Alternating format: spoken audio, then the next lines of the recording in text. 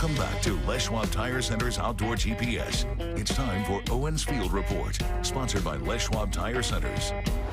Well, hopefully you've been able to get out and have some fun. It looks like this week the weather is not going to be quite as hot, although you do lose the option for retention of Chinook below Bonneville unless something's changed, Ryan. I haven't seen nothing, but there are opportunities all over the place. Most people are getting prepared for the fall Chinook season that technically opens up, I say that, on the 1st of August. And it's going to be an interesting first week. Yesterday, Jason mentioned that a little bit, and there was a little bit of discussion about that yesterday as well. So certainly something to have on your radar. If you're going to be heading that way, continue to get your stuff put together and just get yourself set up so you don't have to deal with it once you're down in the zoo, buoy 10. But there's still some options down that lower Willamette. I can't believe that I keep saying this each year, but it just continues to be the place to be if you're going to be targeting Chinook. Is it winding down? Yes. Lots and lots of boats there yesterday and only a handful of fish caught. But it does kind of seem like it's been a pretty decent bite in the evenings. So if you're going to be playing that game, consider going down there in the afternoons as opposed to dealing with such large crowds in the morning. So certainly some options that are out there, but it's just that time of year where, you know, if you're not messing around in lakes, you got a little bit of opportunity down that lower Willamette to chase some fish around, but don't overlook other options. You've got walleye fishing, which is in full swing right now, especially locally, and then of course up and down the Columbia, and then you can certainly chase a steelhead out there on the main stem Columbia as well. So I mean, there are some options, but it is, again, it's just that time of year. Take a look at fish counts. You can see there's not a whole lot going through there, but again, normal. Just like we talked about yesterday, 326 is what went over yesterday over Bonneville. Counts for steelhead are staying in that upper teens, low 2000s each day, which is good. You know, again, Grant yesterday, excuse me, not Grant, Brad Staples had mentioned that we are above the 10-year average for steelhead, but that 10-year average sucks. I mean, it's just not good at all, but it is nice to see those numbers kind of ramp up. Again, I'm looking very forward to having a few chances to head that way in August, as long as things pan out. Overall, though, yeah, not a whole lot out there to be excited about, but that will change. In a short period of time, we're going to start seeing the quote-unquote fall Chinook start making their way through the main stem. River levels, again, not too exciting here, but we'll show you those. The Willamette, if you're still playing around out there, smallmouth bass fishing on the Willamette's been really, really good too, by the way. So if you're into chasing those things around, you don't have to have a bass boat or any of the fancy stuff. You can certainly go out and just have some fun. Spinner baits, lipless crankbaits, soft plastics can all work depending on where you are and if you're doing things correctly. Willamette, or excuse me, the Columbia, same thing. Not a lot of water out there. Tides are certainly in effect, and the grass has just been, if you're going to spend any time out there on the Columbia, you're going to have to just be prepared to deal with a lot of salad. It's just, again, that time of year. CCA's got a picnic coming up. Oh, of course, Bonneville, not a whole lot happening there. They're not dumping much water. CCA right now has got a summer picnic that's coming up.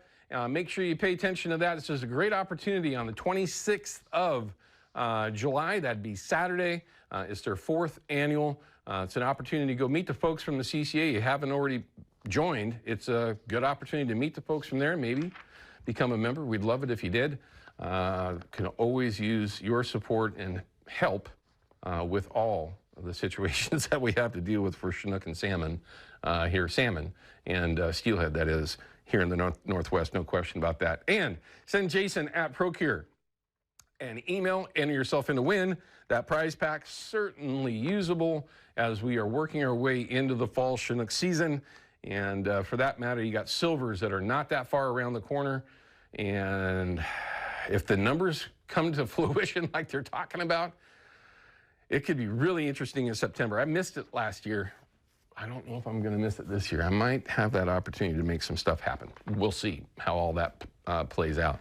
Let's go ahead and find out what this weather is going to do this upcoming week. I love it. Today it looks like we're going to stay in the 70s, and we might break somewhere close to the 90s midweek. But Peyton, what can we expect as we go forward this upcoming week? Yeah, I mean, behind me, it looks impressive.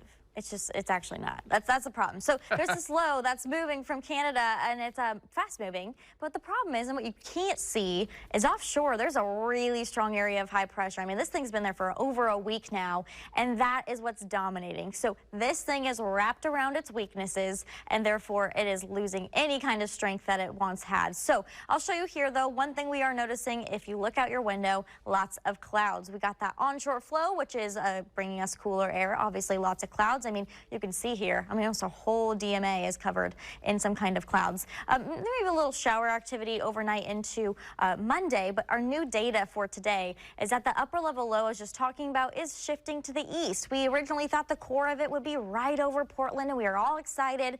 And now our rain chances are decreasing because of its position. So looking on Monday, this is our new data. Just a little sprinkle if you are north of Portland into southern Washington.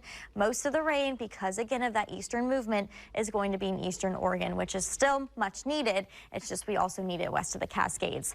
This is Monday afternoon, more sunshine west of the Cascades, and that sun will be the fuel for a couple isolated storms. If you are in northeastern Oregon, you could see just a very small chance for that severe weather from the Storm Prediction Center. Okay, so here's our 7-day forecast. 80 for tomorrow because that sun will come out eventually. 84 by Tuesday, and our one hot day is 90 on Wednesday. By the way, if we get any measurable rain, I'm talking hundredths of an inch here, probably much less than a tenth of an inch in those highest chance locations. Now, not too bad of a 7-day for late July now, and really not too hot as well. We'll see the cooler nights as well sticking through Owin, which will get us relief from those 80s. I love it. This is a perfect week. A little bit of cloud and then some sun coming in the middle of the week. That's perfect. Yes, we'll do the rain dance though. We still need it. Peyton, thank you. We appreciate it. We need some rain. There's no doubt about that. That'd be nice if that'd show up. Have a great week, okay, Peyton? Thanks. All right, I've got Bob on the line from Portland. Mac, you had a question about dog training. For crying out loud, call back. How'd we lose you? Duck season's coming. It's not that far away.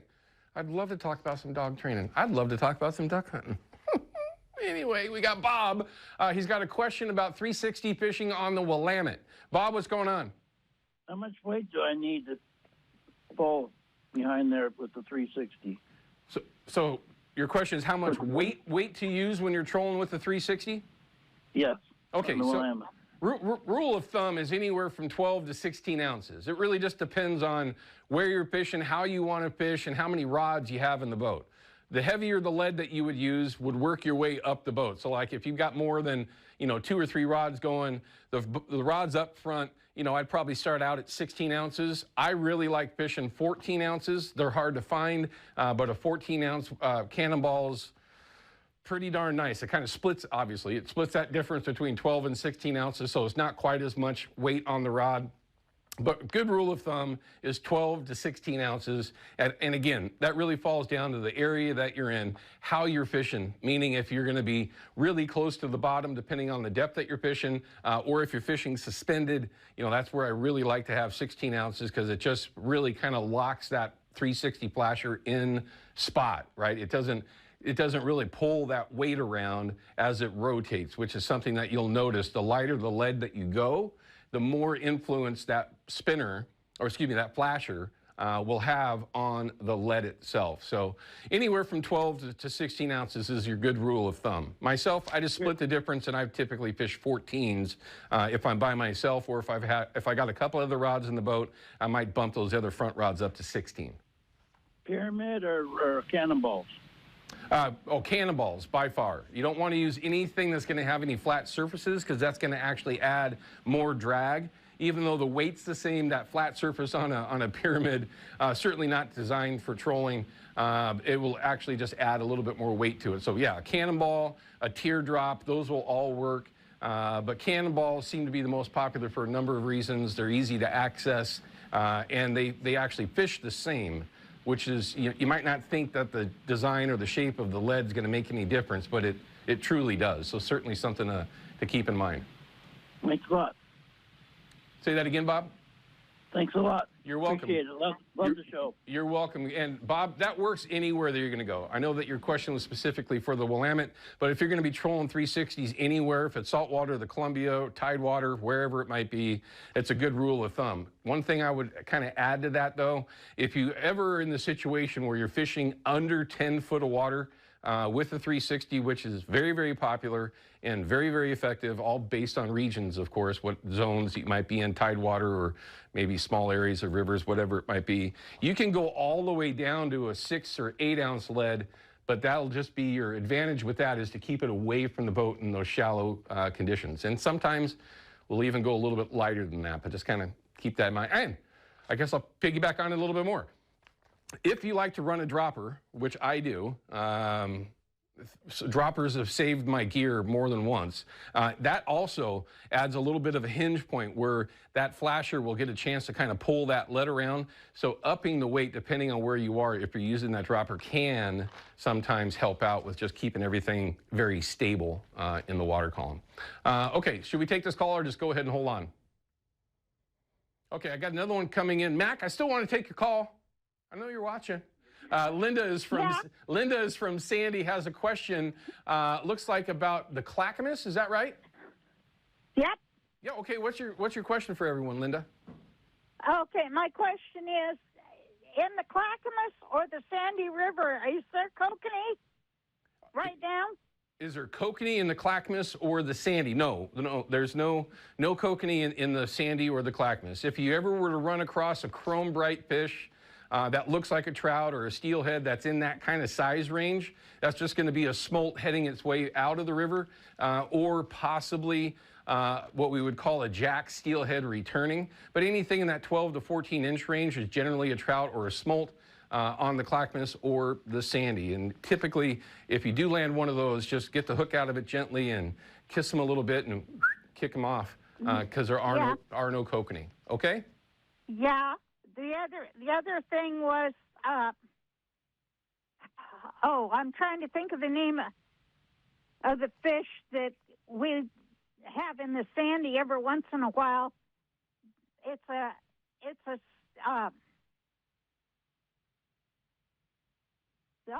I'm going brain dead here. I do that all the time on live television. It happens. It just kind of pops up. If you remember, Linda, feel free to call us back if you'd like. I'm here to help in any way we can. All right, everyone, we're going to cut to a break. When we come back, cross your fingers that technology holds out for us, right? Because before the show, it was perfect. We're going to have Grant Howard with PNW Coast Fishing working on the Dockside Charters boat out of Depot Bay. We'll be back with that in just a minute. Outdoor GPS is brought to you by Hawken Fishing, perfection in fishing gear, and by Haxton's Canvas and Upholstery, the trusted name of the Pacific Northwest.